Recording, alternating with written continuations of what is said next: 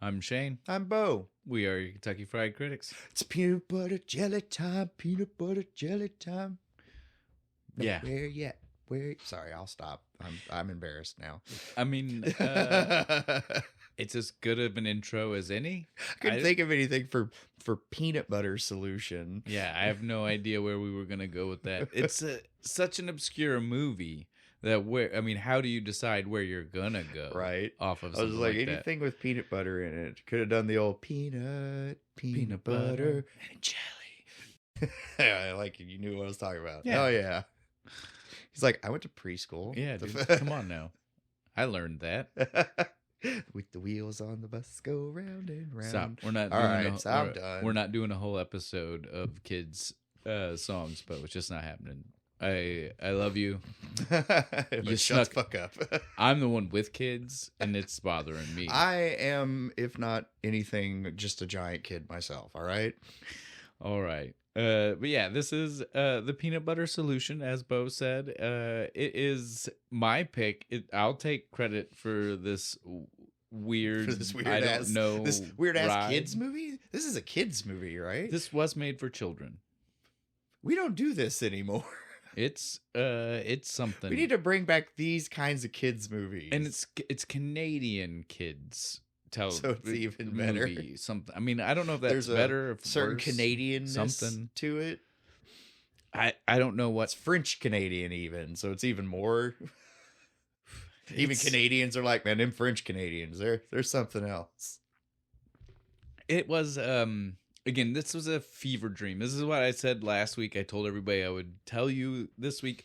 This is a movie that for 25 years of my life, I couldn't even get confirmation from anyone else that it existed. That he didn't dream this. And Bo can attest. I have, again, like I've mentioned on the podcast before, I have a twin sister. So you would like to believe it'd be really easy for me to be like, you know what I'm talking about, and have the had to have been right there. Yeah, she's not got a memory for it like I do. She's like, I wasn't paying any attention.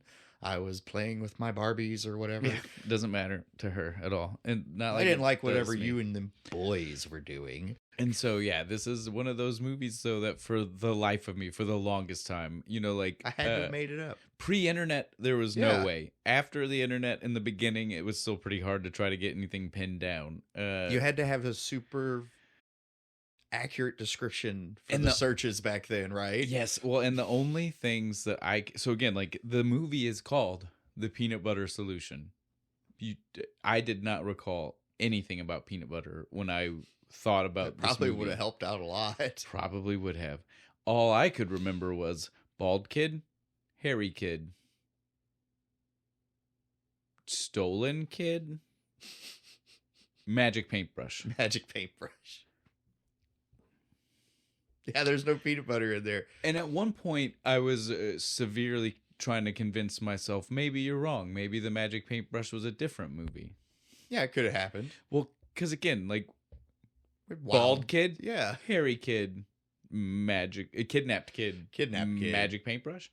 You see, how's the magic paintbrush? That's the odd one out. Yeah, yeah. You mixed it with fuck. There used to be some TV show where a guy had a magic paintbrush. Whatever. Yeah, he could like make the stuff come out of the book. Or did I dream that? No, that's for real. Okay. I was like, oh no, it's contagious. But yeah, this is one of those movies though that for forever, I just could not get confirmation on what it was. If I was crazy, if this is a literal fever dream, like I just totally thought I had made it up. Quest is over, man. You found it. Well, and I found it a couple of years ago, like, and I just even when I first found it. All I had found were trailers, and I could see a couple of the scenes where I was like, nope, okay, I was I was wrong because I kept seeing the name maybe a year or two before I found the trailers come up, and I would always be like, "You'd think I'd remember peanut butter." Yeah, that's not it. I don't know nothing about no peanut butter. You'd think I'd remember the peanut butter, and let me tell you right now, it shows up in one scene. There's one scene where the peanut butter is shown. Okay, and that's it. I agree, and it's barely spoke about even. I know it's an afterthought when spoken about too. But so yes, peanut butter was never it was never in my mind when I thought about it. And so yeah, it took forever for me to find. But even once I found, I even told you when we were going to do it, I was like, I'll have to see if I can find it somewhere. I thought it was going to be an Internet Archive, right? Deep dive or something. No, it was on YouTube. It was on YouTube, free. Nice. That was, I don't know exactly when that happened. It's probably one of those things that's gone on and off. You know what I mean? Like YouTube watched the episode before and put it up for us because they're like, "Oh, those poor guys. Dude, they're always that's how it feels. They're always having such a hard time finding movies and shit." Sometimes we get lucky enough that is indeed how it feels. I'm not gonna lie. The algorithm god smiled on us. But yeah, so we were able to watch it, and this is definitely the first time I've watched this since I was a child. There were certain scenes I was like, yes, I remember this 100%. Yeah, I remember. Like the sugar out of which is dumb, but I remembered it being paint because that makes more sense. That makes more sense, but I guess you can't just leave paint down the street. Yeah, well, because exactly they're really filming in real places for all of this. Vancouver, none of this is sets. Well, and I mean, like none of it sets, right? Like that house is a house. They're filming inside that house. We used to do shit like that. The only thing that's a set is like at the very end is like the Señor's lair where he's keeping all the kids and shit. That's probably a set. The up close of the burnt houses, those are some fake bricks and stuff, and that's nobody was using that scaffolding. No, they were dropping. No union built that scaffold, right? No. That looked like fucking Michael and Conrad fucking built it themselves. All right, we should get into the movie. We're gonna start name dropping, and people are like, "Who? Who the fuck are these guys?" So before we get there, let's do our beer. Bo, what are we drinking? We're drinking Peanut Butter Milk Stout Nitro from Left Hand Brewing. We like Left Hand Brewing. Done a lot of their stouts. They make good stouts. They do. We love a stout. This definitely tastes like peanut. It tastes like peanut butter cookies. It does. Like I don't know what you want. It tastes like peanut butter cookies in a cup. It's like chocolate forward peanut butter after, right? You mean like it's so much peanut, like you feel like you just the aftertaste is like a cookie in your mouth. It's like one of those cheap Reese cups where the ratio is off from like chocolate to peanut butter. They give you like the big thick chocolate and the little sliver of peanut butter in it. It's about like that, but it's good. But in drink form, it's delicious. It's delicious. Yeah, it's really good. Left Hand, another good one. Killing it again. We're happy to be doing a stout. I know, so happy about it. We get so many lagers and IPAs and ales. I like ales too, but man, you shouldn't be able to see the person you're drinking with through your beer. No, you definitely can't see anything through this. This is a thick, heavy stout for sure. Blacker than a banker's heart. I love it. It's good. Here. Skull. On to the movie. Peanut butter. Peanut butter solution. Peanut butter, if you don't understand. I mean, I think that was an easy connection for us. Yeah, so let's start with our director and our writer, because this is one of those, of all the obscure things for me to have found out while finding out about this movie in the first place. It wasn't obscure enough. It wasn't, apparently. There was just more stuff attached. I gave you more. There was more attached that I wasn't ready for. So yeah, the director and the writer, one person. We love a twofer. Yep. So it's Michael Rubbo, Rubbo, and where it's Canadian, I have no, you know what I mean? Like Rubbo, maybe it's French sounding. Rubbo, put a French accent on that. Rubbo. But so he is normally. Don't need anybody rubbing me. Don't. No, stop. He is normally a documentarian. Most of his movies are documentaries. He's been a professor at different film schools. He is, like this he's a guy who knows his shit, and he made this. Well, and he wrote and directed exactly 4 movies in his career. all of them are connected to this movie. So this like, is like shared universe kind of well, thing. it's not a shared universe, but this is it was a series made called Tales for All. So and all of the Tales for All are also made into books. Oh, nice. So you could Tales for All. Everybody can read them or enjoy them, however they enjoy them. If you can't watch the movie here, take it with you. And so, yeah, he, all of them were these movies. And the weird connection, not just that he had made all these, is that 2 of the movies that he made are some of my childhood favorites. Like, you know, again, like this was not a favorite. This was just one that haunted me because I couldn't find it. Fucking the Senor coming at you in the nightmare. This is my Moby Dick, right? Like, this is the white the whale. white whale. This was the one I couldn't figure out. But the crazy part is, hell's hot I stabbeth thee. well, the crazy part about that is if I just cared more about directors, you would have found it. I would have found it, because he is also the writer-director of Tommy Tricker and the Stamp Traveler, which is another really obscure Canadian release, literally because it's another one of these Tales for All movies. But I adored this, and for the people at home that know what I'm talking about, sound off, because it is one of those jump movies. in the comments. Is one of those movies where that one, unlike this one I nobody ever knew what I was talking about. Tommy Tricker, people every now and then I'd run into people and be like, "Oh yeah, I vaguely know what I remember something Kid like with that." The stamps. Yeah, you jump inside them. Yeah. I've never seen it. It's okay. We will find it. We will find a Trickster beer or something, and we will There's have 2 of them. So yeah, hey. we could maybe do a double feature. Nice. Yeah. And it'd all still be connected because of Michael Rubo here and the Tales for All. But all the connections are everywhere. Too much. Just hit them all. But so yeah, I was super stoked to find that out because again, like I loved those movies as a kid, and now I still don't know where I originally saw either of them, how I saw them. But now I know that it was most likely in the same place and probably showcased on the same day. Yeah, right? probably. Like it was, they were like, here's these movies of Michael Rubo. Was it one of those like Disney Channel fucking Saturdays you could get? The 2 places it was the Disney Channel, but that would have been in like the early 80s when like certainly around here, almost nobody had that. Yeah, no. And then the other place is HBO. And I definitely had Far HBO. more likely. And, well, and again, like when it was on the Disney Channel, this movie is from 85. When it was on the Disney Channel, it was probably like 87, 88. Yeah. When it was on HBO, it was like in the early 90s, which is, again, certainly when I would have had it, certainly when I would have remembered more of the things that I was watching randomly on a channel like that wasn't HBO. Just, cartoon.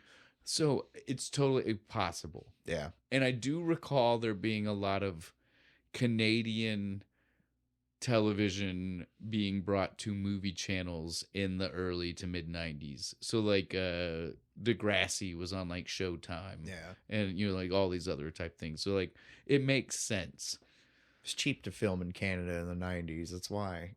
Well, it's still cheap to cheap? I'm pretty sure that you still get it's not necessarily, it's just like how people come here now. It's not necessarily that it's cheap to film there, it's that there are rebates for filming there. So like a tax write-off or something. Yeah, so it makes your bottom line better. It's not so much the whole cost is less, it's that in the end you get a check back. Oh, nice. Right? Or maybe in the beginning. I don't know the process. Rebates can work both ways. I don't know. Filmmaker people who filmed in Kentucky are going to explain it to us.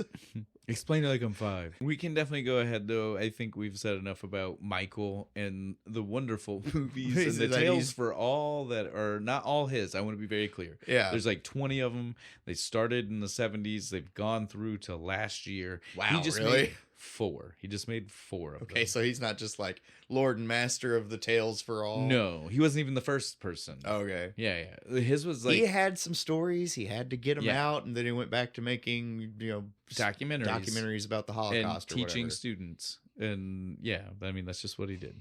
More steady paycheck, teaching. Well, there you go. So our cast, though, largely unheard of. Like, so... This is a bunch of young Canadian actors. Yes, exactly. So these are people that didn't really... I'm not going to say that means that they definitely didn't go on, but Canada had a lot of things like this where it was like like again, like Degrassi or things where they got brought in, and then most of them just never they weren't actors. You know, it's not like American actors where like they were trying to be in more and more. Like these were just people that were like, yeah, that was fun. All right, everyday kids that signed up after school or something. You know what I mean? Like it was just like a fun project or something. Maybe one in like 100 of them actually went on to keep acting. It's almost like that, and I don't know if that's intentional or not, but that's definitely just kind of a thing that happened with like Canadian productions like this. And so like this is a large cast of people that you probably have never heard of, and so we're gonna move through this pretty quick. We'll start with our main character, Michael. He's our hair kid. Our kid. He's the baldy, he's the hairy. He's the bald head. Hairy. Magic paintbrush. Magic paintbrush. He's the kid. He's played by Matthew McKay, which I laughed at because the only other Canadian I know named McKay is Stargate. Yeah. Yes. That's why I'm laughing. So I love Dr. McKay. Matthew McKay, he is not in almost any. I mean, he's been in a lot of things, not things that Americans would necessarily know him from. Yeah. So if he's famous in Canada, sorry. Well, again, I wouldn't even say famous, but he's definitely done a sprinkling of things. You know, things that people might be like, I know who that. I know that kid. Yeah. Not necessarily that they're going to get mad. I loved that like, fucking movie he was in that only showed in Canada. See, some of them are even like that. Like, you know, it's like educational type, you know, they're historical series type thing, you know, where it's like, everybody might have watched them. I just didn't watch them. And I wouldn't have known one of the Canadian. Kid guest stars on like Bill Nye the Science Guy when we were kids. I don't think like that, but it is that kind of type thing. And then again, like historical drama type things. And like, again, he did all, but just not things I think most people would know him from, except for fans of us, I would assume, are also people who watched Are You Afraid of the Dark? Yes. I'm making some wild assumptions here, but I would like to think. If you're our age, you had to have. It was the best show on Nickelodeon back in the day. So Matthew McKay was in one episode. Well, I think I saw that he was in two, but the other one I couldn't find anything about. And it sounded more like he was like an extra. Just like the character description was just like the something. You know what I mean? Like it wasn't like the main focus of the story. But so the other one though is one of the main stories, and he was the focus of it, and it was one of the cool ones because it's one of them that was in the intro. Like, you know, you'd see the little flashes of certain stories where you'd see the dude that got summoned by the golden staff with the big jewel in its mouth, right? Yeah.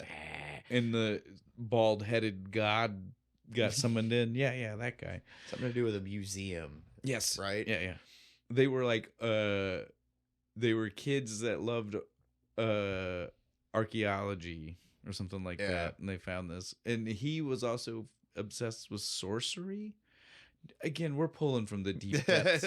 So trying from a show I haven't watched since I was 12. I've recently started watching them because Jack has gotten into them. Hell yeah. But we have not gotten into that one yet. So I am still pulling from the deep depths. When he gets to the pirate one with the zombie pirates. With the old, I'll let you know so you can talk to him. Yeah, that's my favorite one. But so yeah, that's all I could really find that I think the American audience would know him from is this episode of Are You Afraid of the Dark? He's the main kid. He's the kid that summons the thing with the staff. Yeah. Who gets like taken over by the power that the staff is giving him. Our next character. So we're just gonna we'll do the kids. Yeah. Because this is a kid's story. Then the adults, which are just kind of bumbling idiots for most of the movie. Part, yeah. And so good old school parents, right? In kids' movies. So we had our next main kid though is not, despite the fact that we do see Michael's sister, it's not her. She is technically side character at best. She doesn't really. She saves the day. Yeah, but that's not till like 45 minutes into the movie. Before the saving the day, she is unimportant to the story. A bitch, really. Definitely. So we're not even gonna. We won't even start there. We're gonna start with Conrad. I want to be clear. They keep calling him Connie through the whole movie. I'm like, no, his name's Conrad. That's so much cooler. Well, doesn't the dad keep calling him like a cockroach or something? Oh, right? The flea. The flea. The flea's here to bum food. And like he steals. But wouldn't that be? He steals a couple of grapes. But wouldn't that be a roach? Yeah. This is my thing to you. Like he calls him the flea, but we all know what bug is the bug you would be saying is stealing food. Roach is here.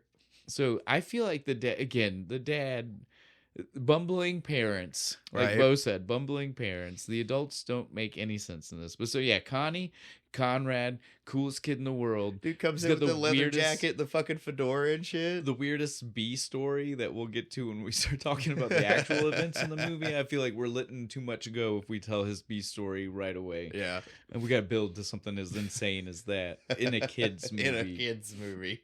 But so this is Silak Saisanase. Wow. Well, it's Laotian. Oh. So I know that it ends say. They like to do the long vowel Yeah. at the end, so I know that's right.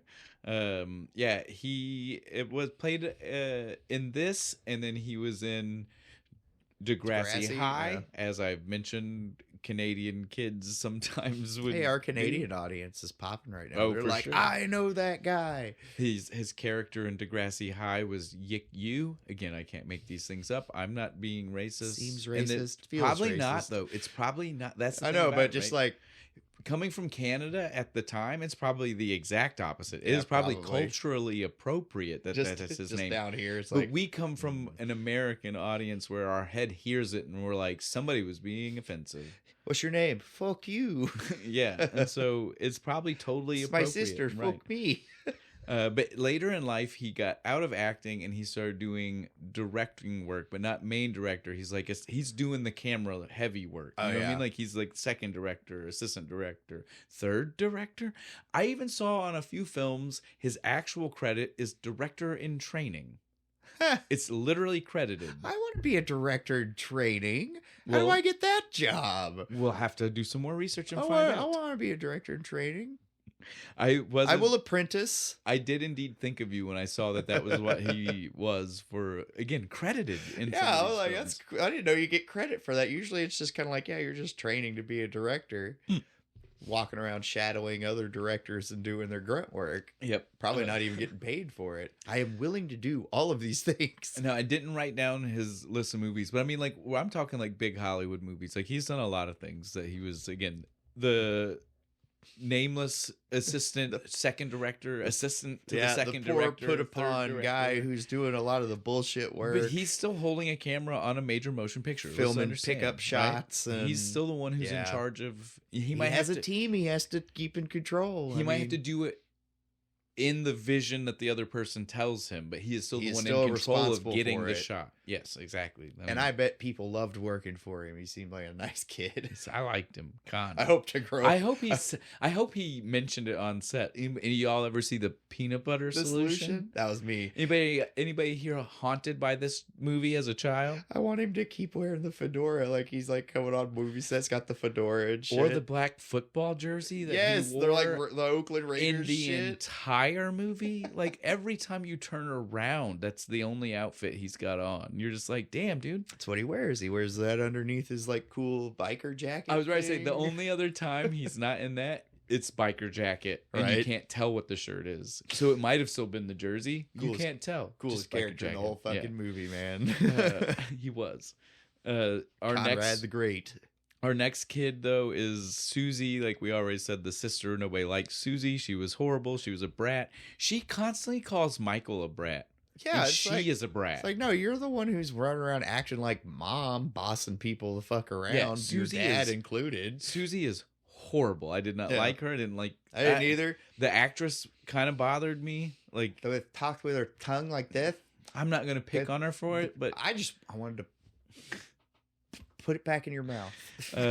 she is played by Allison Darcy. Not in almost, I mean, a few Canadian things, but not like Yeah. again, not American releases, and not very many. Like I want to say like 7 to 12 total things on IMDb. No picture. Everybody else had a picture. Most of them pictures from this movie, but they all They had couldn't do that for pictures. her even. Like Nope. just pull her, No picture. pull her little baby picture up. Well, like Michael's Matthew McKay, his picture on IMDb is from this movie. The Senior, who we'll do next, because that's a good segue in, is from this movie. Like so many people are from this movie. It's the only one, man. It's the only one that mattered.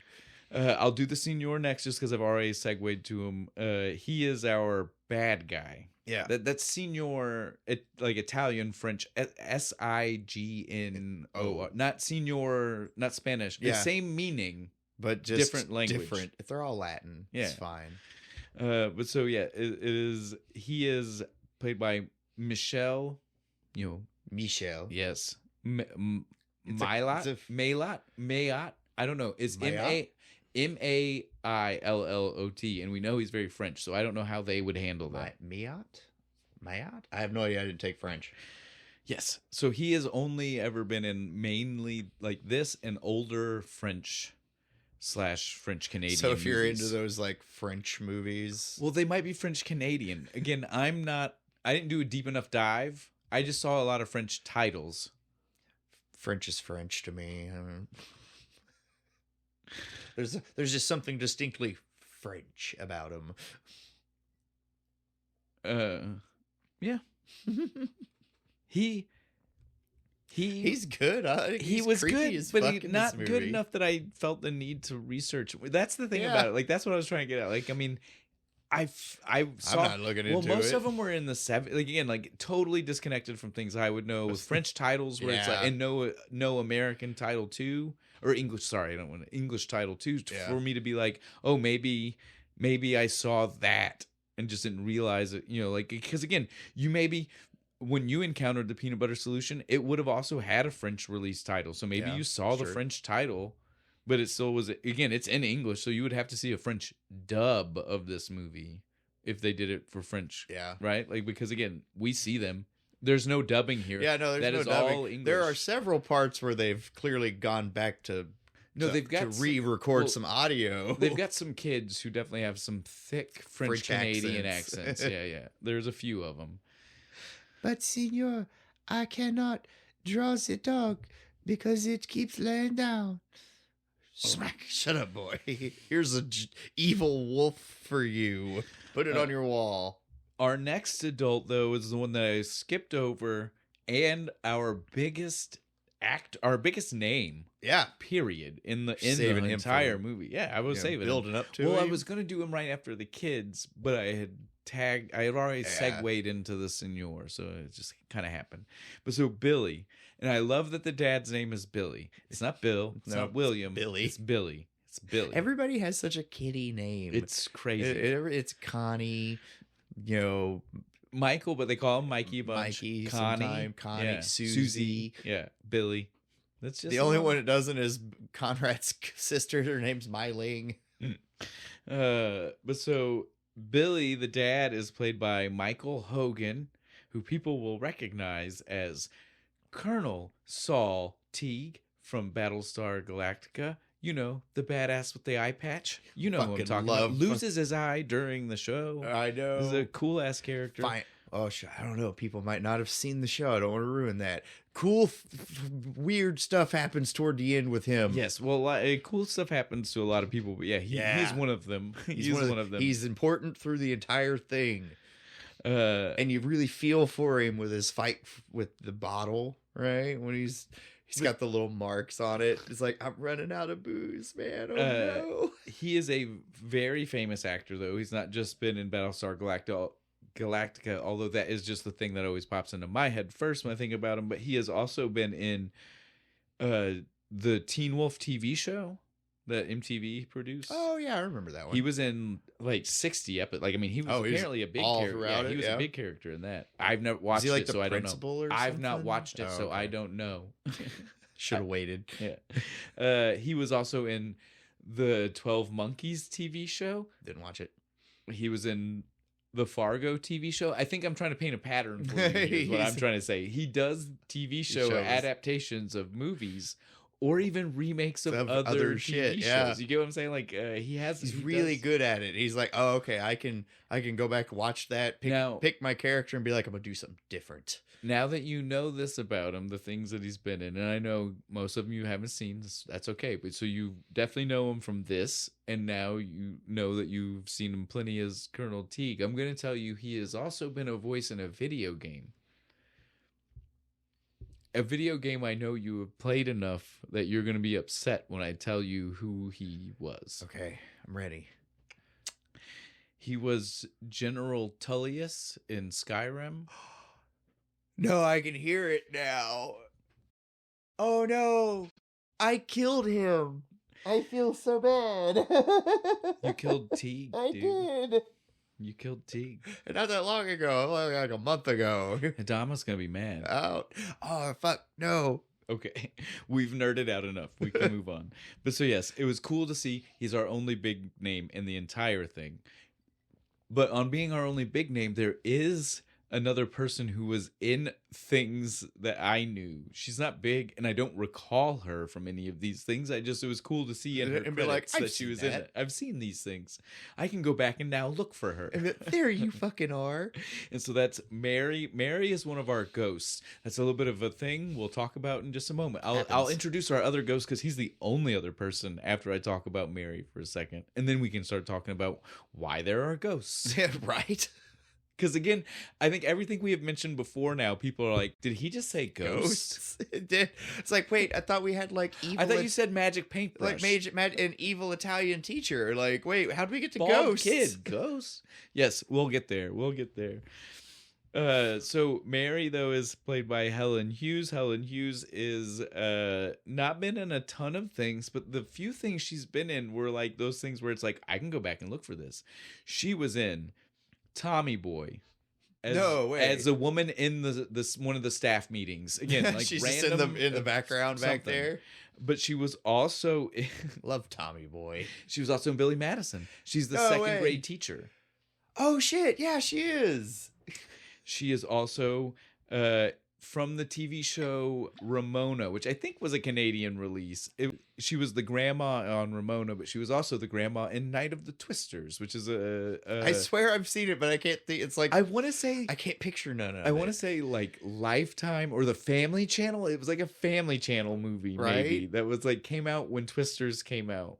And they were trying to cash in on the tornadoes. On that one. It's like, tornadoes are popular now. Had Devon Sawa, and he's running away from tornadoes. Let's do a low-budget tornado movie. It's like 5 different tornadoes hit this town that they're in. Because, again, it's Night of the Twisters.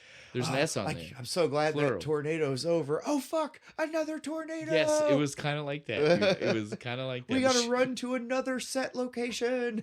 She was also the grandma in that. So she played grandmas really well, which is crazy because when I saw her in this, I would not have thought of nice lady. No, she's not kind nice. Of she was scary most of the time.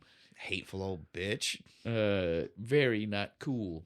Very not cool. Did they not teach you grammar in your school? On that, though, our other ghost, very cool. Yeah. Very the chill wino. Dude. I like Tom. Tom is our other ghost. There you go. Tom is played by Griffith Brewer. Again, I don't expect anybody to know that, but this is just trying to be fair to our main cast. Yeah. And so Griffith Brewer, lots of TV movies. But again, this is like Canadian TV movies, or I think even saw some that were British TV movies. So they may have played here, but they wouldn't have played as early as they were played in those countries, and it would have been played on a smaller channel, not a major network. It's on BBC 8. Well, no, again, like that's certain Lifetime movies would have been things that were like Canadian broadcast movies, right? Because they could purchase those cheap to air on their channel. Yeah. And so again, like that's what I mean. Like they just came to like probably cable channels way after they were on Canadian network TV movies. That probably a big deal in Canada. It probably was. It's probably like the ABC Saturday night fucking feature or whatever. So that's what I mean. So I'm not trying to downplay Griffith Brewer, but again, these are definitely things that we wouldn't have had exposure to.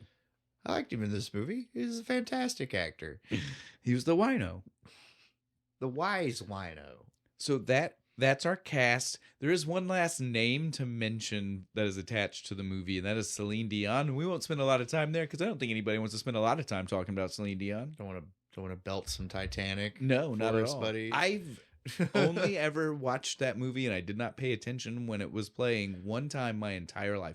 It played in a room that I was sitting in because my niece was here and she wanted to watch it. I saw it in a theater. I went with my mom and my sister and everybody. I refused. I went and saw it, and the projector broke halfway fucking through the movie. I remember my sister was there as well. I sat through fucking the whole really awful beginning part of the movie twice. Yeah, twice because we got you went back. free tickets to go back. I was like, no, I want to watch the fucking boat sink. So. Yeah, I've never watched it. It's a horrible experience. Never watched it. Movie only needs to be an hour long. People on the boat, iceberg. Let's watch the fucker sink. Celine Dion song play in the Yep, background. they play it in the Billy Zane fucking trying to shoot some motherfuckers. Let's go. Band playing as this boat sinks. I know the things. I just haven't watched the movie.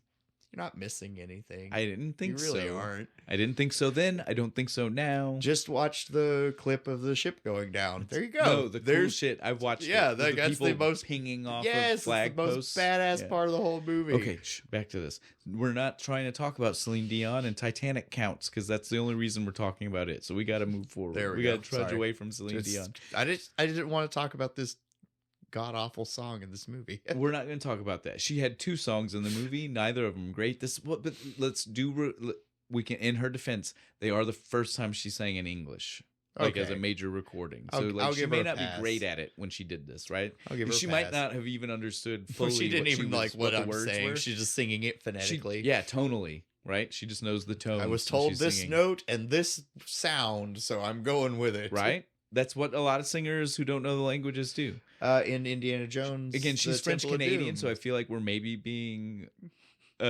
weird to say she didn't speak English as well, because most of them speak both languages. I know a lot. There's a lot of them that don't. All right, let's move on because I feel like we have no reason to be touching again. This is technically a French Canadian movie, but it is all English. Celine Dion. No, I'm not even gonna. I don't even want to do that. I don't even want to rig the system that way. If I'm gonna rig the system, I'm gonna do Degrassi. Ah, yes, there you go. I don't want the Celine Dion fans, but I'll take some Degrassi fans that want to listen to us.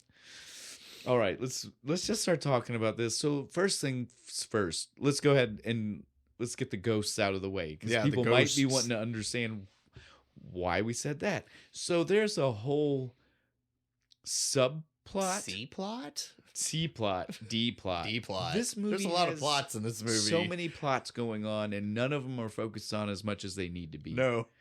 A lot of them are just kind of left hanging in the air. But there is this certain plot about how there was a fire in this abandoned building that these winos had been crashing squatting. Yeah. I don't know if that's the Canadian word for it, but here in the States, squatting would be what we would say they were doing. They said camping in the movie. I know. I was like, it's not really camping. I feel like that was more kid-friendly than that's what Canadians say, though, right? Like, you camp out in the abandoned house, dude.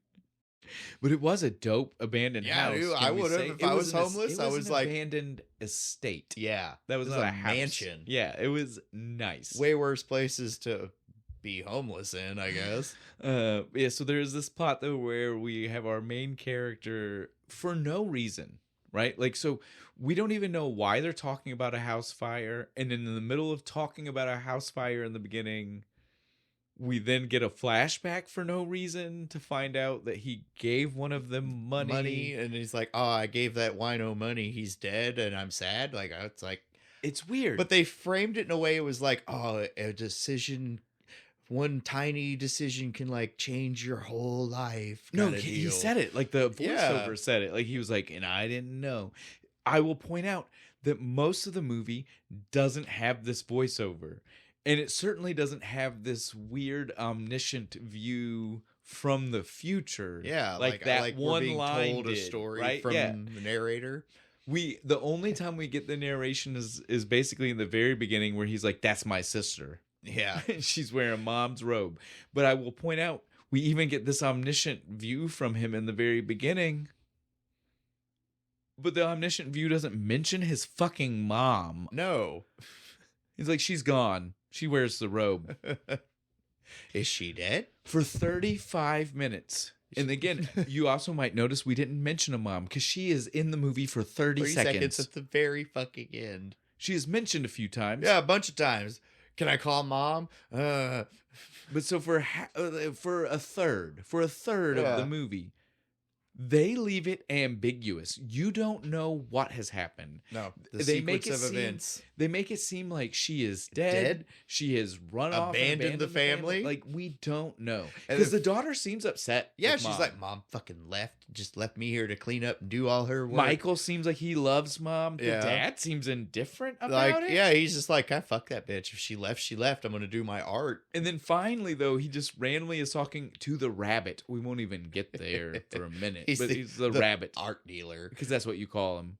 That's what you. Everybody knows that. Everybody has an art dealer they call a rabbit. He's speedy, so we call him the rabbit. He gets it done quick. I don't know, but so yeah, while talking to the rabbit, he just is like in casual conversation. Yeah, she went to her dad's estate in Australia. Yeah, because he died of a heart attack. You know how much that was costing me? It's like, oh, why the fuck? What was all the other bullshit you were doing? Why did we need to hear about the mom like this? Why is that a topic of conversation with the daughter? Is just like, your brother's going to take it way harder than you are. We need to. It's like I was like, okay, so she's dead or abandoned everybody. And the immediate line, as your head thinks that, is, it's not like she's dead.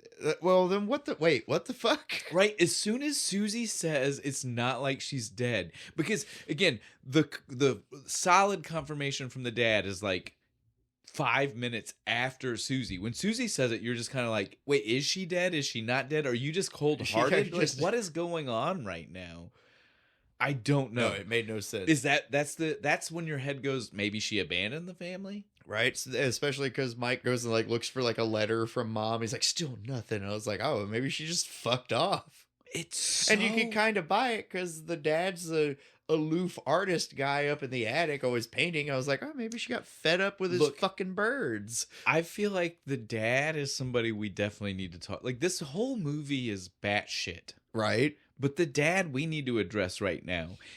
Is he a good guy or a bad guy? Is he well, not even a guy. Is he a good dad or a bad dad? The movie would tell you. They act like he is. They don't even say he is all the time, but I would say it's still more in favor of good dad. I would say the movie portrays it like it's 80-20, right? 80% good dad, 20% like aloof artist, bad dad.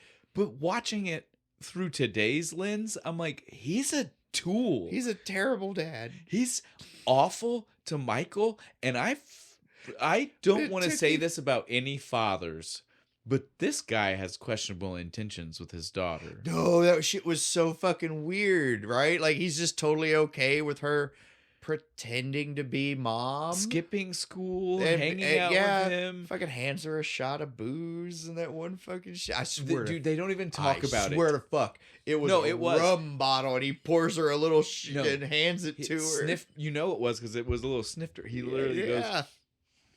Yeah, that'll make you feel better. Oh. My God. Terrible father. Weird. Awful dad. Waits like 3 days before he deals with his son's baldness. So, yeah, okay. So the baldness, let's just kind of do a real quick, because, okay, I don't know how quick this can be because this is going to sound weird. There's no quick rundown of the plot because, like we said, it's technically a convergence of 7 plots together. So the idea here is Michael, sad sap kid. Yep. As if it wasn't horrible enough to be sad sap kid because his mom, he's sad sap kid because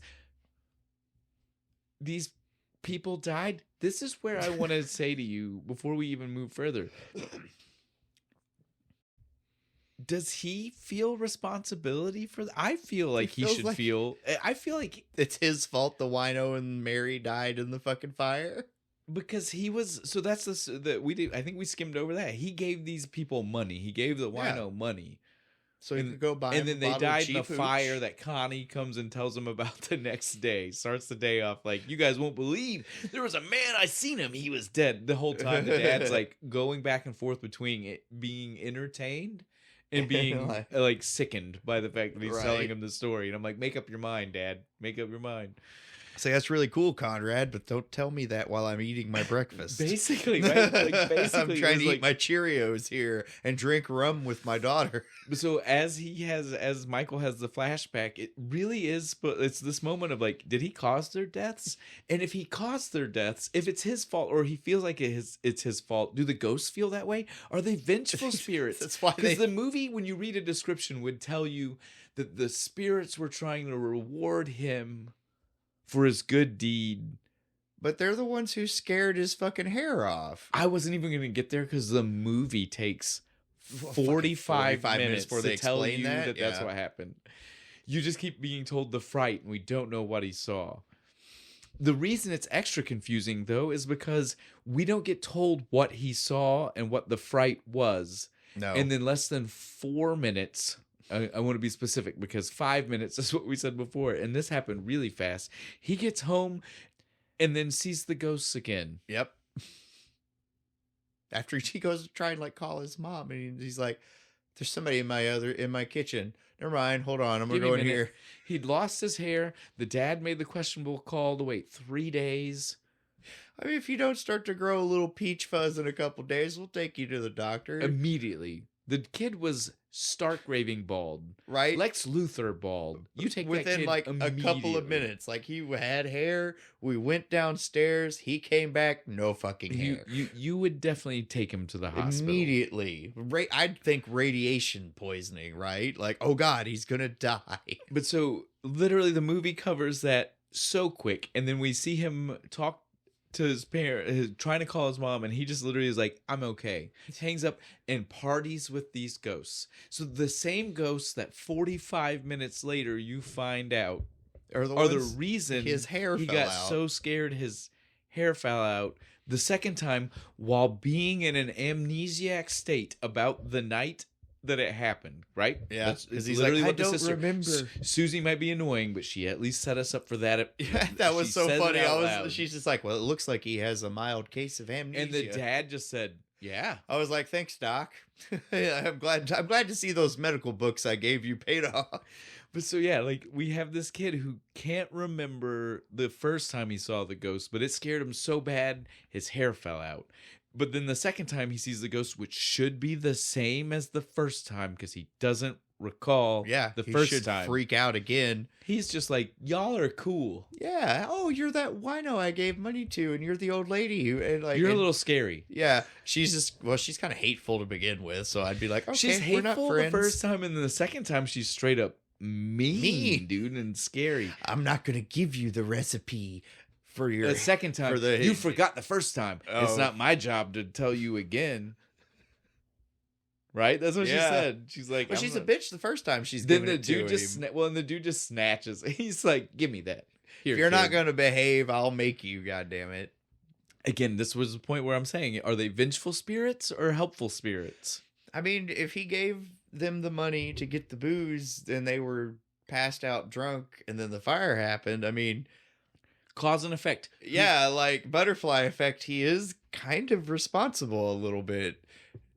What no good deed goes unpunished. So this is what I'm saying to you. So like again, like even when we think Tom's being a good dude by giving him the formula for the hair, was it or was it more of the punishment? I think it because was we do know what happens, and not only I didn't even think about this till right now. Not only do we know what happens. Michael starts having visions of the future. Did the ghosts know the future? Did they know? Did they know that this is what's going to happen to him if they give him the thing for the hair? No, they're told this is them getting him back for giving him the wine money. I'm telling you, dude. Because they're totally like, here possible. You go, you little bastard. Here's your peanut butter solution for your baldness, and your hair's going to grow exponentially until everyone hates you. I think that's our next step, though, is to talk about this peanut butter solution, right? Like, clever title because it's solution in like two ways. It's the solution to his bald problem, but it's also like it's part of it's a science, like a science. It's solution. A chemistry solution. Yeah, peanut butter is the binding agent that keeps it all together.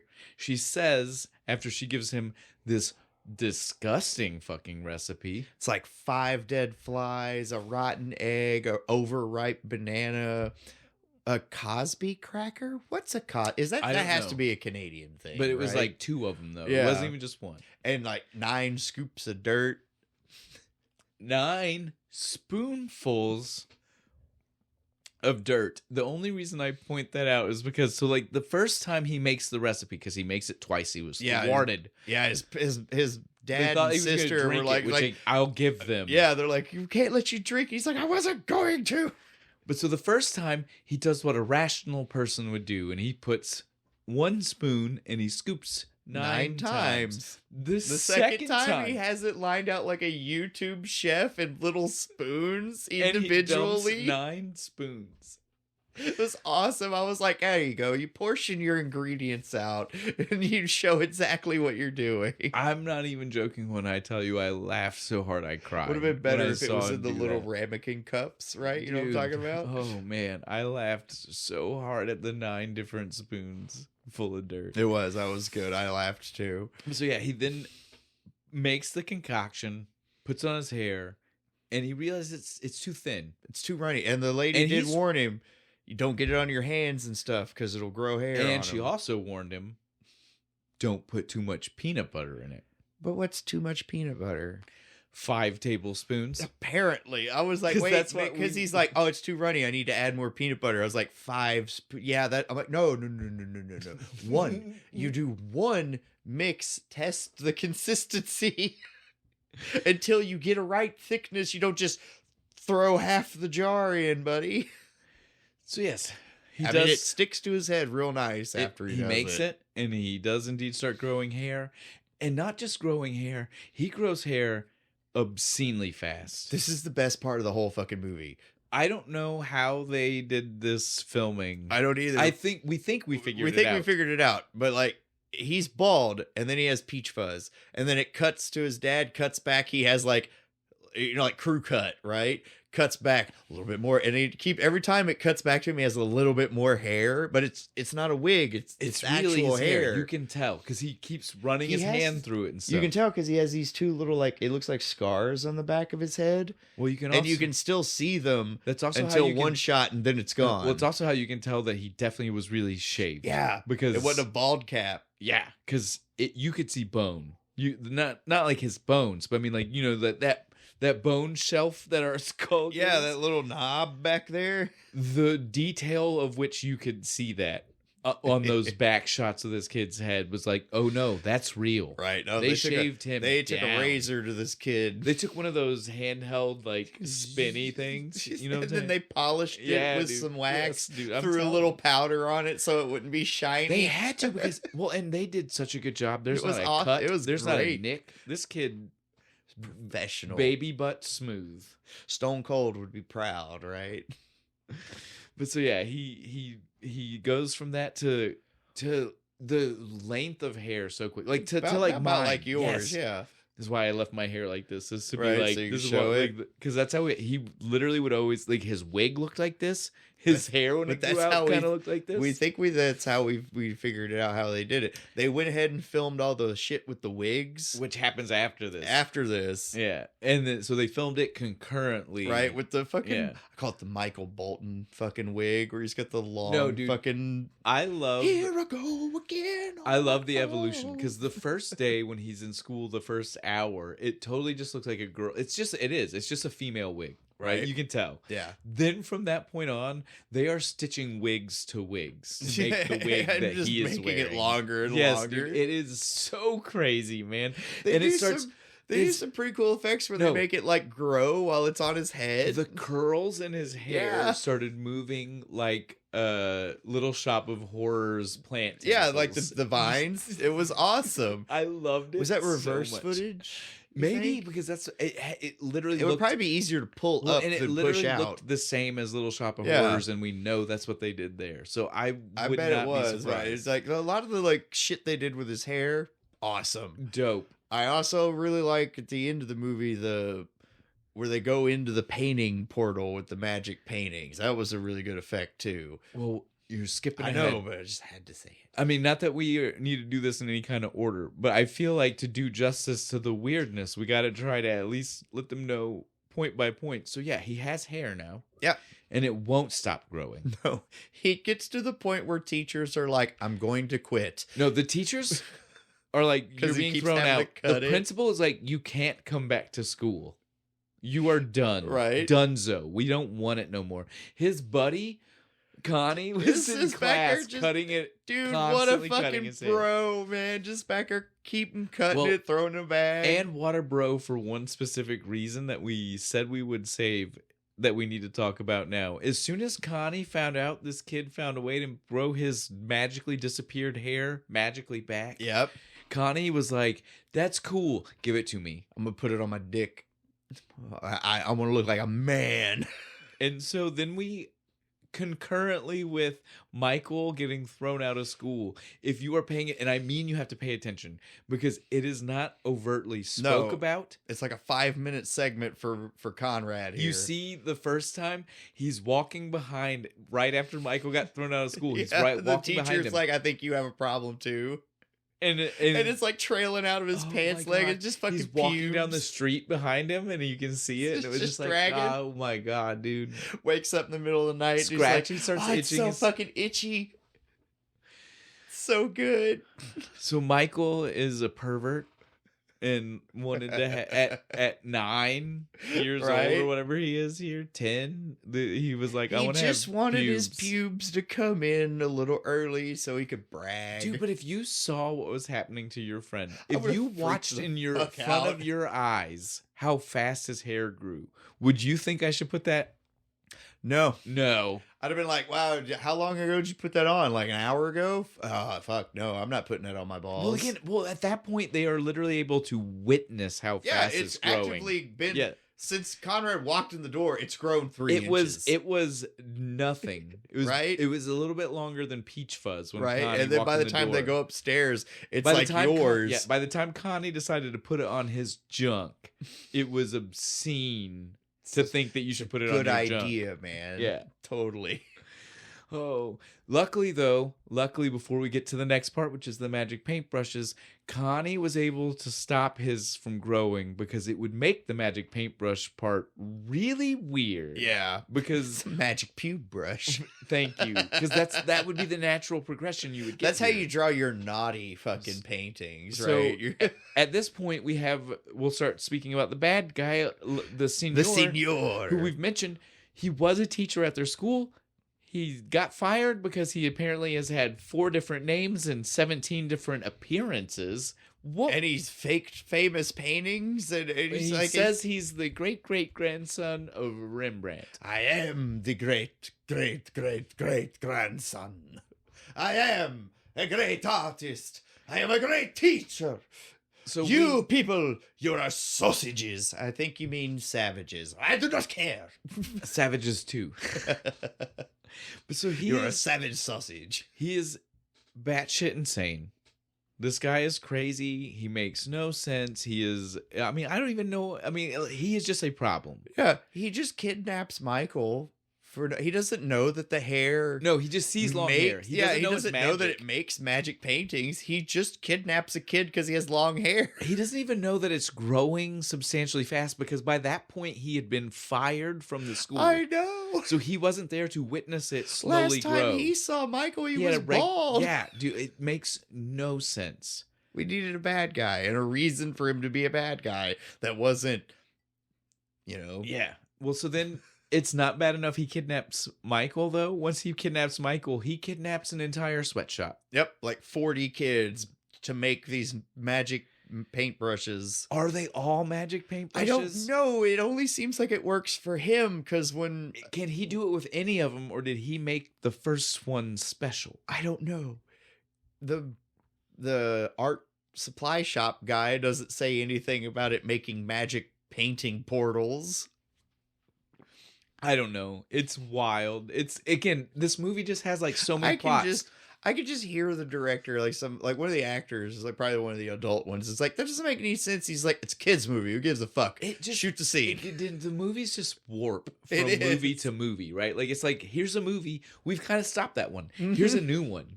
Here's this. We're done with that. We're going to do a horror movie. Nah, fuck that. It's too scary. We're going to stop in the very dead center of that one. We're done with ghosts. Now we have a bad guy and he's kidnapping children. Yeah. Chitty Chitty Bang Bang style, yes. Right?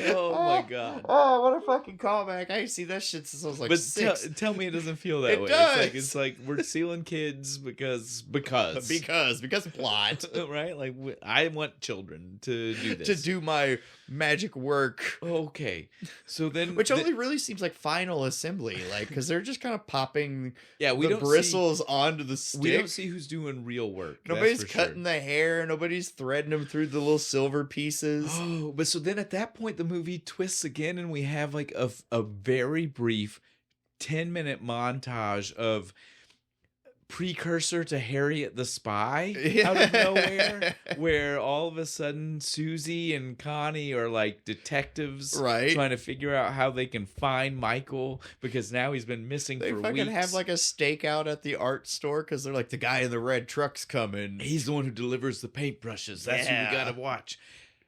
And so then though, we already mentioned this earlier, sugar. Yeah. Connie jumps out the back with a little funnel and a hose and a bag of sugar to like breadcrumb trails so Susie can follow it.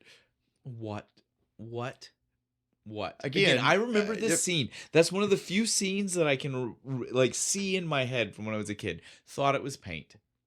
Because it makes more sense. But I get, in Canada, probably can't just throw paint on a street. But my problem with it was you only got like a 5-pound bag of fucking sugar. That shit would have ran out in 100 yards. The worst problem with it is that the foil to the plan working was a street sweeper. That's wet. There's a huge wet streak down the fucking road. You just follow. Did you have the same problem I had with it? You follow the wet streak until you either see red van or sugar. Or sugar again. Because that's what that's what cut it off, but it's still a fucking path. No, instead of that, which actually makes sense, they decide to tell us a week later while she's randomly riding around the city in quadrant districts. Yeah, right? She happens to find not the trail of it. She literally finds the last 5 feet in front of the door. Shut the fuck. That's such a At least she was smart haystack. enough to go get like adults instead of just trying to go inside. It's like Ottawa here, dude. Like she was in a city. This isn't like she's, she's not in the middle of nowhere. She finds the place and starts riding back to go tell her dad, there's like all these like creepy ass homeless guys being like, "Hey, little girl, yeah," like they know her. Well, maybe they've watched her for the last week riding around quadrants. She's probably asked every one of them, "Have you seen a little Asian boy?" Or a dude with really freakishly long hair. Yeah, like so much so they dragging the ground, right? Threw it over his shoulder 6 times, like folded it each folded time, around his head like a fucking scarf. Again, I did like how he figured out how to sleep in the movie with the hair. He fucking just ties it to a pulley. That is one of the moments. So there are certain parts of the movie when we get to the hair growth stuff where it feels so much like it is a James and the Giant Peach. Like it's a Roald Dahl movie. It's a story of Roald Dahl's turned into. It's not, but that's the feeling. It gets a feel. It's Willy Wonka. It's over the top, absurdist, abstract, right? It's so good, and the hair is one of them, dude. Because it's pulled up, and it's like it's got that weird like bouffant beehive thing going on. I was like, I feel like I've seen this in like one of those like 15th century French movies, right? You're like in Versailles. So good. There's so much to love here. There's so much to not hate. There's so much to question. This is my favorite kind of movie. It's bad, but it's so fucking fun bad that you got to keep watching it. It's not boring at like any real point. Even in the beginning when it's slow, you're still kind of left with well, what the fuck is going on? I got to figure it out. Again, it's so all over the place. Because again, so we get to the end, like we were already saying, it changed 3 times now. Yeah. Then we get to the end, and it is a weird. It's like a POW movie, right? Yeah. Like because at a certain point, we follow Michael, and then we stop following Michael and now once it's he gets Conrad kidnapped, and it was Susie. Conrad and Susie. But then Conrad gets kidnapped, and then no Susie. We don't care about Susie. Yeah, no, she doesn't show up until like the end, right? It's just Con. It's just he's gonna lead like a prison break of all these brainwashed kids. Totally him, like reverse psychology on the fucking senor. No, that was the greatest. He gets captured, right? On purpose. He made everybody think that. He's he's a genius. He's a fucking badass. And he's like hanging and being tortured, being spun around and shit and stuff. And he's like, "Wait, I want you to be my dad because my dad died in a plane crash. And man, you're such a good artist." And the senor's like, no, the senor goes, Well, that is true. I am a great artist. I guess I could think about you being my son. I could think about it. The best part is when he brings him down, Senor fucks off for a second. That one kid who's just a terrible fucking actor pops in. He's just like, "Is your dad really died in a plane crash?" And Conrad's just like, "Man, shut the fuck up." That scene highlights my problem with one thing. We see so much being done with like that, like we're not even giving justice to the shit Senor was doing with the hair. Yeah, because we told you he made paintbrushes. Oh yeah, no, we not even got to the magic. The magic comes soon, but screw the magic. It's just paintbrushes. What was the coat? It made a coat. He made a coat out of Michael's hair. It's the grossest thing I've ever seen. The net that he catches the poor Connie in his hair. He's got hair used as tripwires. There are hair fucking shirts. You see, there's like one chick. She's like putting them on hangers and shit. She's making them. Yes, yeah. Exactly. She's like the tripwires are made out of fucking his hair. But the one missed opportunity is all these kids are sleeping in this factory on hammocks, and they are not made the regular ass hair. Hammocks. I was so upset by that. Like, I don't know why I'm upset by that, because it's disgusting. Dime brown. Yeah. All you had to do. But we had one when I was a kid. It had the white fucking netting and the little wooden bars on either end. Fuck that. Dye it brown, make it look like hair. But this is, yes, I agree. This is the part where the movie takes its last and final twist of weirdness, right? So again, we started off with normal kids. One was just depressed because his mom was gone. Yep. Quickly, we got poltergeists coming in, hair falling out, weird. So science, yeah. and supernatural, for right? Some mystical science. There we go. But this is where real magic comes in, because now we get told that the Senor, can use the paintbrushes. We don't get clarification if everybody who gets these paintbrushes can do this, but apparently the Senor can. This is like, he's like Scarlet Witch, right? Like, so he can. It's like teleportation, because you can walk into the painting, but the painting is still not real. It's just as close to real as it could be. You can't actually teleport, right? Because he wasn't really in the painting. That's why they couldn't escape that way. It's like Blue's Clues. You can go into the fucking paintings. Right? That's okay. Find shit. So he makes these crazy paintings that are like. So this is why it's like Scarlet Witch. It's like it's hex creation, right? Like it's a creation that you can go in and interact with. Right, because he said, like, that one kid was like, yeah, Jimmy tried to escape, but he just ran and ran, and it's not a real place, but you can go in it. What the fuck? Show the painting of, like, the footprints, and then the footprints coming back. It's like, well, yeah. So we get magic. Magically. And then Connie concocts the plan to get himself caught, all to fruition of making him recreate the house that gave Michael the fright. Again, the fright, which makes no sense because it was created by ghosts. It's created by... Yeah, this is when we finally find out. Literally the first time you hear about the fright is when he's like, can you paint the house where the fright happened? Yes.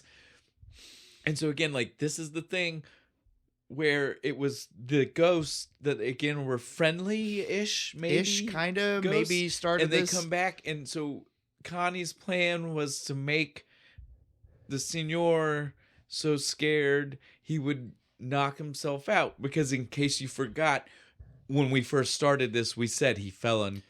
Yeah, he was unconscious, and then his hair fell out. So the same thing happens to the Senor, right? Well, he falls unconscious, and so the plan was, while he's unconscious, we will all escape. But Michael fucks that up. They get Michael out of his weird coffin cocoon. Yeah, like it's like feeding his hair through a tube. It's like 19 feet in the air for some reason. But so yeah, they get him out, and instead of being like, we should all leave, I can't believe I've been stuck here on this all yogurt diet for the last like 6 months or however the goddamn long it is, because it keeps getting longer because the dad goes to like find him, and he's like, well, he comes on Fridays. It's only Tuesday. Oh, well, I guess I'll go fuck off. It's like, so, again, bad dad. Yes. Again, it's so, the ending, it's like they didn't know how to get there. I know, and they're just like, it's an hour and a half now. We have to end this. And so they just start trying to wrap it up, and they couldn't figure it out. And they filmed the not figuring it out. Right? Like, it's so wild, dude. It's fine, though. Like, the magically... He finally... The fright passed on to Senor, so now Michael's hair won't grow anymore. But don't forget, Connie could just stop his by telling it to fucking stop. But that's not what was going to work. But remember, the fright being passed on to the Senor technically isn't what stopped Michael's, right? Michael had to go confront it. Oh, yeah, he had to go in the house. In the painting. Yeah, that's right. And then he finally saw that the thing that gave him the fright the first time were the same ghosts. I'm not afraid of you anymore. Were the same ghosts he's been hanging out with. Of course you're not fucking afraid of them, Michael. Because he goes in there, he's like, oh yeah, you're that one bitch who gave me the recipe. Oh, you're the wino. You're going to try and scare me too? Save that shit for the pussies like Senor. Like, what do you mean you're not afraid of them? They know you're not afraid of them. Plus, it was an hour ago when you all had this nice conversation about growing your hair back. Listen, are those the real ghosts? Are those different? I don't know. Because they exist in the painting. Because if that means that they're real, does his dog really exist in every painting he put his dog in? I'm not even going to talk about the weirdness this dude has with his dog, because it's weird. They ran out of money. Like, there was supposed to be like a whole like animated segment where like one kid tries to escape through the painting and the dog like attacks him and chases him back out of it. The dog was in like all of the other paintings like a signature. Right. But then the last one, no dog. And I was like, I thought we were building up to why the dog was in every painting. You just wanted to put a dog in the movie, man. It was cute pupper. It was a little pecker sticking out through half Dude, of that it. first scene when he sits him on the thing for the kids to draw, I was like, this is gratuitous. I know, this fucking dog's like at a half fucking mast. I was like, what just are we sitting doing? up on this pedestal. I'm just like, could we maybe make him lay down? Whose idea right? was that? It was not okay. Poor Jim was just excited that day. He walked past another dog. She was cute. He couldn't help it. All right. Talking about horny dogs now. I think we might be done. One thing before we actually get to our other thing, because we mentioned it and I think we need to full circle it, is the reason we obviously mentioned Connie and his issue and how they had to... Oh, yeah, we didn't actually fucking tell them, did we? No, we did. We told them when he did. We? But what I'm saying is, Connie's issue, though, the thing we didn't come back to is the why we said that they had to do him yell at it and stop it from growing. Because they were going to make him get kidnapped, too. Oh, yeah. It's hard to That's the pube paint, is the pubes magic. That's the thing. You mentioned that word earlier, and I was like, let's wait and tell them what that means. So, again, they had to make sure that he had found a solution to his peanut butter solution problem. Before he gets kidnapped and has to do all this shit. Then they would have had to deal with why the Senor either did start using pubes or decided that kid's hair wasn't... It would have to have been verbally... Strictly for porn. You want to draw naughty shit, you use the pube brush. But you know what I mean? Like, they avoided having to verbally speak out why or why not. They decided to also Somebody was like, okay, it was funny, the like constantly growing pubes, but we need to cut it. But if he still has that happening when he's there, wouldn't we all know what would happen? This creepy old bastard would definitely try and do something with it. Right? Thank you. All right. Now, though, I think you're right. I think we're done. I think we've done all we can do. We've talked about all we can talk. Bo, what's the thing? My thing is Conrad is such a fucking badass. He, like we were just saying, like with his pubes fucking growing down his fucking legs, he wakes up in the middle of the night and he just goes, "You stop growing," and it just quits. Not even just that it quit. It disappeared. It quit in a way where it gave like the nod. There was no nod, but you felt it, right? You felt it. It was like where the hair looked at him and was like, it was respect. Fair enough. I think what happened was like the Fright bullshit. Don't get me started. No, it's stupid. I get that, but I think what happened is Conrad is so fucking badass. He showed no fear, and the Fright shit was like, oh, this ain't gonna work on him. We're gonna fuck off. Well, but he also he never saw the Fright. Oh, that's right. He was a chicken. He was a chicken shit. He didn't go in the building. He hurt his knee when he fell down. Did you see him? He was grabbing when he went up the Assassin's Creed parkour. path that was just set out in front of them. It is totally an Assassin's Creed parkour path. Well, because again, like we said, that is not OSHA approved. No, like it's like 900 fucking 2x4s. I don't even believe that in 1985 that whatever Canada has instead of OSHA was approving that. The 10-year-old can climb up that totally fine.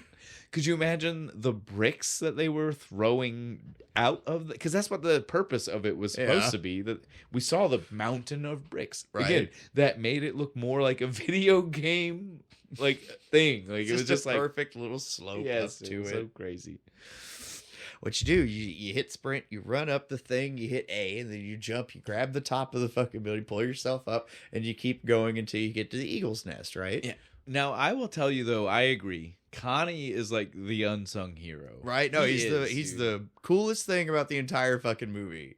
He's always calm. Even though, he's always got a plan. Again, walking away as a I did not remember his character at all. Right?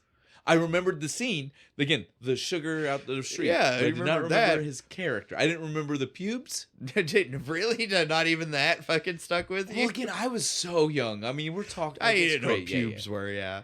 But yeah, this movie, like, yeah, I get it. Connie is where it's at. Right. Like, he's the cool kid. He Conrad. saves the day. Fuck Connie. The man's name is Conrad. Conrad the Great. Hoorah! He did save the day. He did. I'll give you that Rescued credit. Everybody. Yeah, it was all because of him. All right. Shane, what's yours? What's the thing about this movie? I have, like, most of my notes are literally the things. They're things that could be the thing. Is this movie, just in general. Almost, like, again, like, I waited so long to find it, and then finding it, and it's just, like, so much of this is so wild that I can't... Not at all what you were expecting? I can't even... I can't put into words. It'll be a month before you process all of it. But the thing that I feel like I'm walking away with the most right now is... How does anyone, not just the Signor and his magic painting abilities, how does anybody paint with the Michael hairbrushes? I mean, the paintbrushes. Like, those things are floppy. It is like, what, 3 times as thick as a cigar. Right. Like, this thing is, like, massive. Right. Holding it like this. The hair that comes off the end, it's so, like, think of, like Mickey Mouse holding a giant fake paintbrush. Yeah. Right? Like, it's like that. But it's not stiff. It's floppy. Floppy. How are you painting? Magic. Well, so this is back to... It has to be. The reason it's the thing is it takes me back to that we already said. Is he the only one that can teleport? Like, who's it magic for? How is it has to work for everybody. How is there a market for these paintbrushes if it's just him? He can't get away with charging $20 a fucking piece for these things unless it works to some degree with everybody. So how about this? So then we'll try to iron this out, me and you. Okay. So then when you sell it to an average person, yeah, even someone who's a good painter, like Michael's dad. Yeah. They just paint better. Maybe. And the more, like, deluded you are in your thinking of how great you are. No. The Signor is the only one, is what I'm trying to get at. Like, right? Like, as the creator, he has made sure that whatever the difference between everybody else and him cannot be replicated. Okay, yeah, smart. Business-wise. So he is the only one who can make magical teleportation, creation, magic. But, like, everybody else gets, like, depending on how, like, even if you have a little bit of skill, it'll bump it up, like, 10%. Dude, I just had a revelation. Okay. The Signor is a Gallifreyan. Oh, shit. He's got a name. Like the doctor, like the master. It's the doctor, the master, Signor. And the Signor. And he has, listen, and he has mastered how to make time lock paintings. Yes! Oh my God! I remember that from the show. Fuck yes! That's exact. He's the one who painted the Time War. We figured it out. Right here. live in front of everyone. Quick, we Real have to get in the time. TARDIS. We got to find the doctor and tell him we know who painted it. Okay, I think we are. I think we're done. Yeah, but yeah, dude, I had to say that right now because Oh, I'd forget. that's great. I'd That's forget. awesome. Oh man.